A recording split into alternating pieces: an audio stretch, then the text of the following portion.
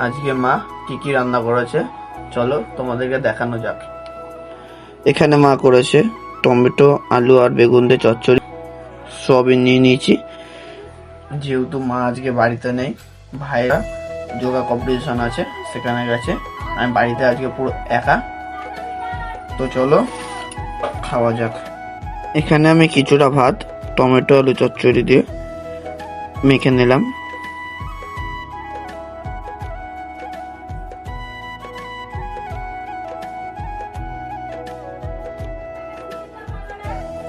Tomato আলু চচ্চড়িটা heavy হয়েছে।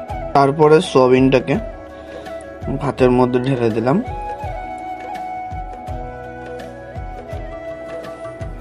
তারপরে যে লেবুটা ছিল, এই লেবুটাকে পুরো চিপে এর রস বের করে দেবো। এরকম করে মুখে ভরে দেবে। হেভি হয়েছে গাইস, হেভি হয়েছে সয়াবিনটা। তো আমার ভিডিও যদি ভালো লেগে থাকে তাহলে লাইক আর সাবস্ক্রাইব করে যেতে ভুলবে না। চলো টাটা।